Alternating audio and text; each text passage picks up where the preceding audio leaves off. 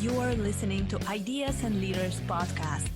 I'm Elena Paweta, Executive Communication Coach and TEDx organizer. With each episode, I'll share with you communication tips and ideas from top business leaders to help you excel in your career.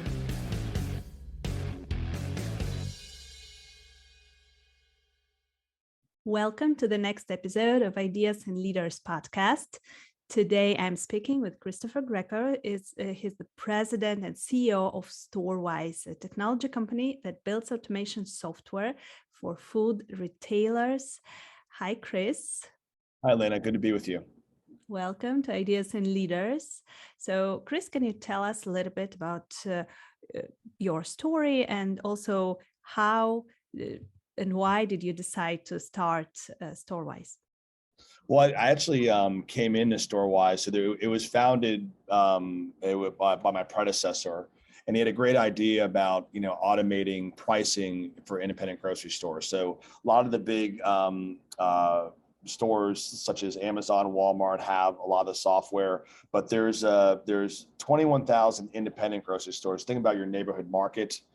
Very common in Europe, right? We have big chains here in the US, you do as Europe, but you also have a lot of neighborhood, grocery stores. And that's what my company supports. So we build, automation software for that particular, segment. And I've been, president and CEO since August of 2020, kind of came in during the height of COVID, and we've actually nearly tripled our growth. And the key thing with a software company is one of the key measures is churn. How many of those customers actually stick with you? And I'm proud to say that 99% of grocers and retailers that try Storewise actually stick with Storewise. So I'm very proud of that accomplishment, and we're going to keep getting after it.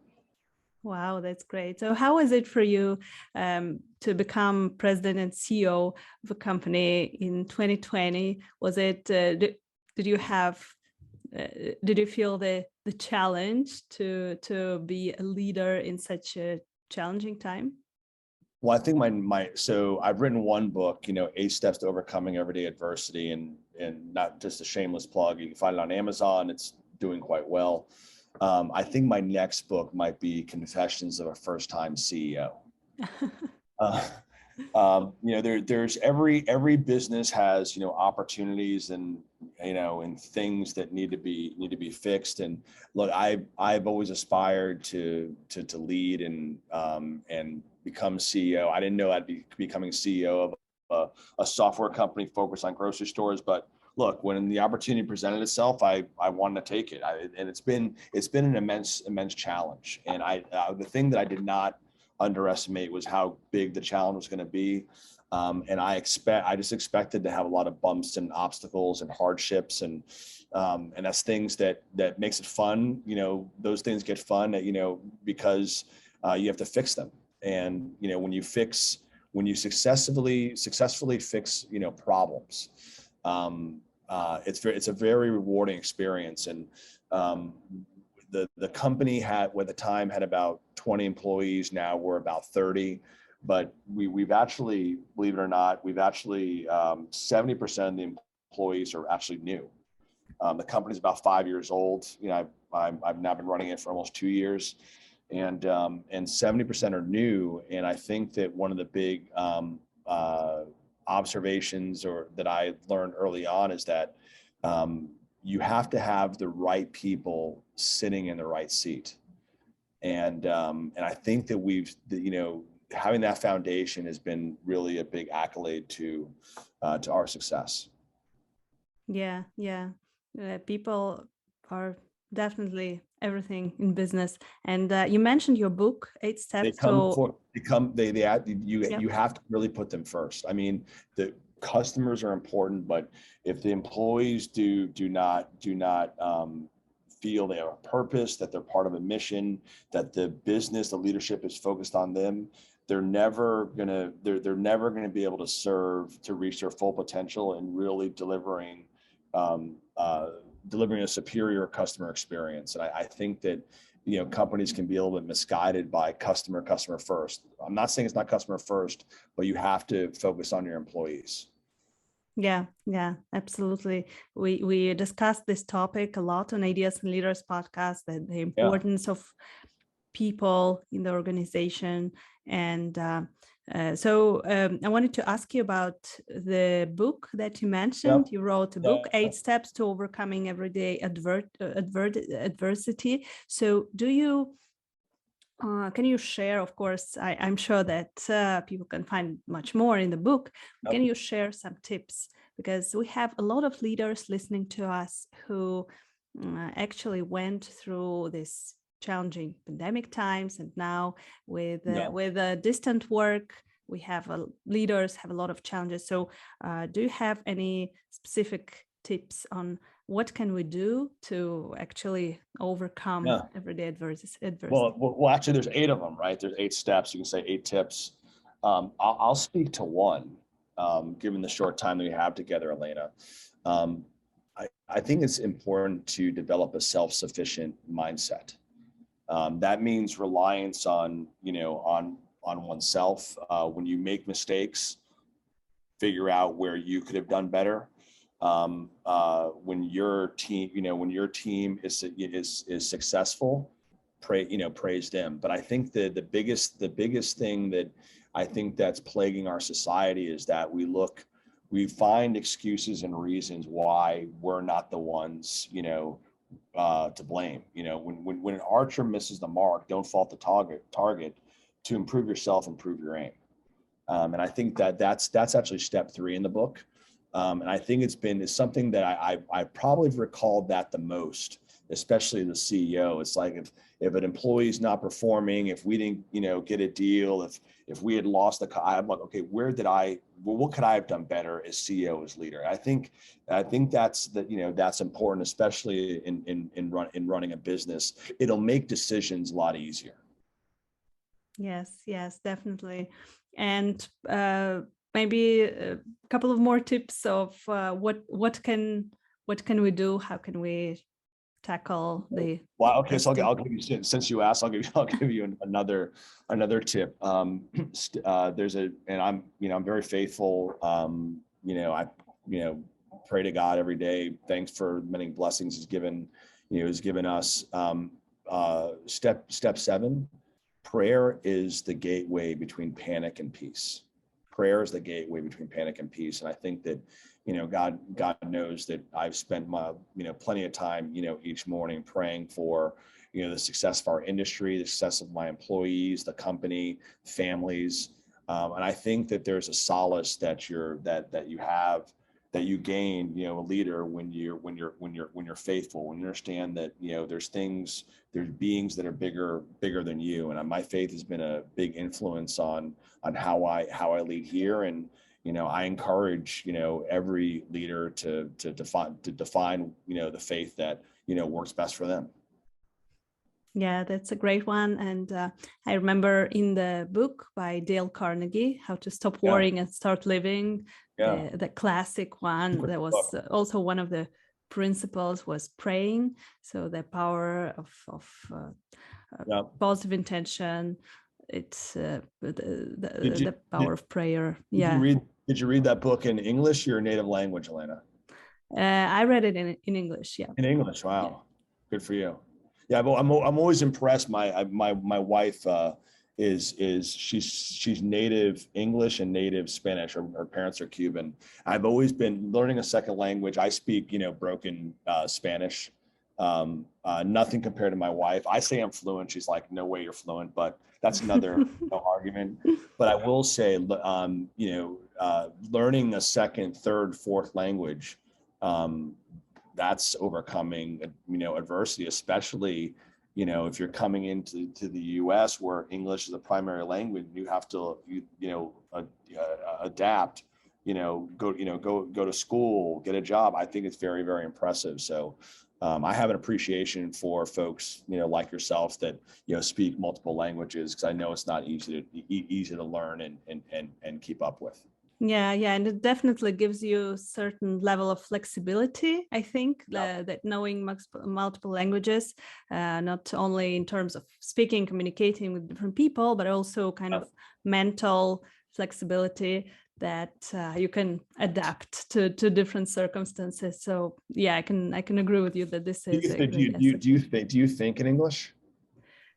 Sometimes, yeah. So yeah, Yep. I work in English most of the time. So Good for yeah, you. I think that it is mixed, mixed thoughts.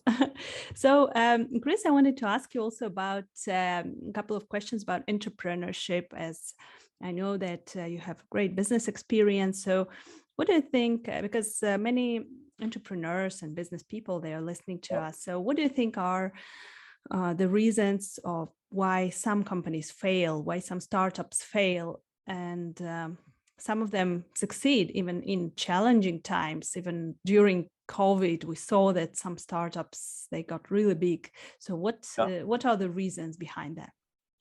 I think the number one reason is that those companies that are successful, they embrace the struggle. They don't just expect it, they embrace it like it's here. Okay, they understand that it's a necessary part of growing, and that's and two, they're able to go ahead and communicate the need to embrace struggle to all the people in the business, a board, the employees, in some cases customers. Actually, embrace the struggle is our second core value. And I think it was kind of irrelevant, especially during COVID, when my entire sales team was actually, they were traveling since I became CEO. 2020, 21, and now they're on a plane because grocery stores was listed as an essential business and they stayed open, and grocers were taking meetings. And I think one of the reasons why we grew is because we were willing to go ahead and get face to face and get and do those meetings. So I think that embracing struggle is critical, and communicating that effectively.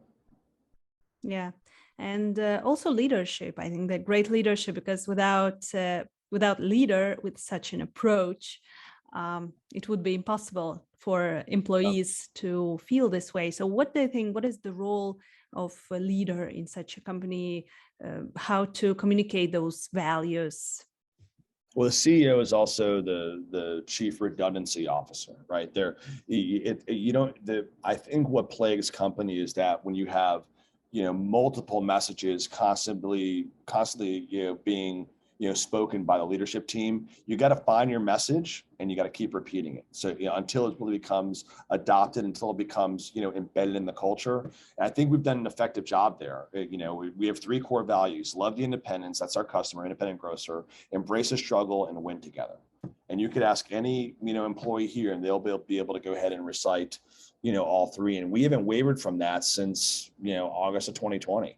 And I think that's it teaches, when you communicate effectively, it drives right behavior, and it sets the expectations for how people show up every day. So being the CEO or any leader, being redundant in your communication is critical. Yeah. And what do you think about the support systems for businesses, the ecosystem support? So you yourself as a CEO, and also based on your previous experience, so do you think the ecosystem support is important for startups, especially in the beginning? And also how can ecosystems and then different players on the market support startups? Well, so let's talk about first of all, people. I have quite a few advisors. I mean, I have my 2 or 3 that are core that I probably talk to several times a week. So when you talk about ecosystem, you have your strategic advisors. The board is there to support the CEO. I mean, being a CEO, I mean, I didn't really understand before our CEO the phrase "it's lonely at the top." I know it now.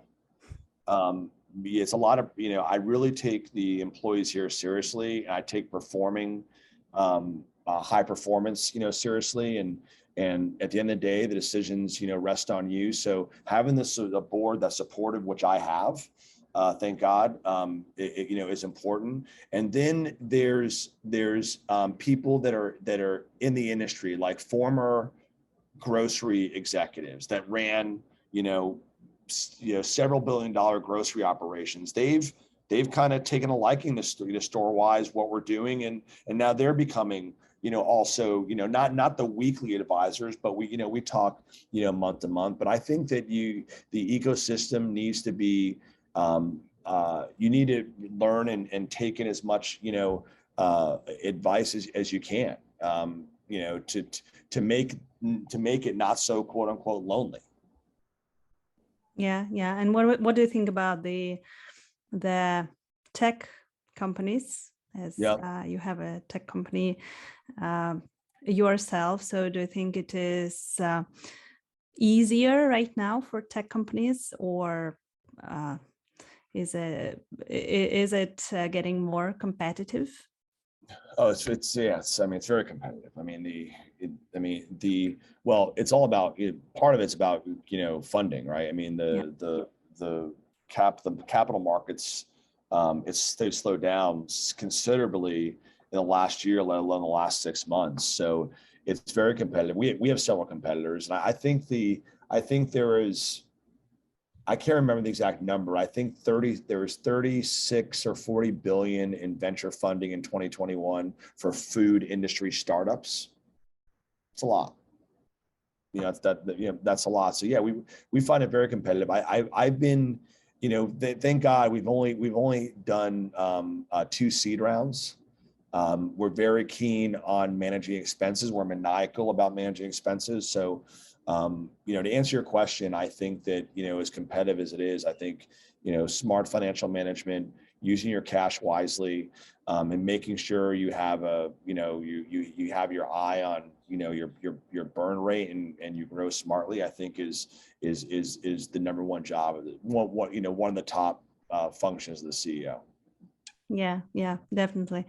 Great, Chris. So to sum up our conversation, let's sum up the basic points, the main points that we discussed. So what are the main tips for leaders, for entrepreneurs, if you had to sum up it in several sentences? Number 1, focus on your people. Number 2 is embrace the struggle. Okay. Number 3, have your arms around your cash. Your cash position is, is critical, whether, even when you're profitable, right? Because when things decline, they don't decline slow, they decline fast. And I think those are my, 3 key learnings that I might put in my next book. We'll see. Right now, no time to write the next book, but I refer to my first one quite a bit, being in this role. Yes. So if you are listening to us, then check out Chris's book, 8 Steps to Overcoming Everyday Adversity. I will also put the link under our episode, definitely, so that you can check this out. And Chris, if our listeners want to contact you to ask you additional questions, where can they find you? Sure. So you can go to www.storewise.io. That's my company. You can find and connect with me there. You can also go to my website, christophergreco.org. That's christophergreco.org. If you want to buy the book, you can go on Amazon, Barnes & Noble, Books A Million, and on Amazon, where it's most prevalent, you can type in 8 Steps Adversity, and I think it's like this is the first or second search result. It has about 50 reviews and growing. So I'm proud that, and this year it actually got runner-up in the Maxie Awards Inspirational Self-Help category. And that's like one of the top 10 nonfiction book awards you can get. So I'm pretty proud of that accomplishment. Wow, congratulations. Yeah, that's great accomplishment. So thank you so much, Chris. I was talking to Christopher Greco, President and CEO of Storewise. Thank you so much, Chris, for your time, for a great conversation. You're a good interviewer, Elena. Keep it up. Thank you for listening to Ideas and Leaders podcast. Did you enjoy this episode? Let me know that you listened by tagging me in your LinkedIn profile and using a hashtag Ideas and Leaders. See you in the next episode.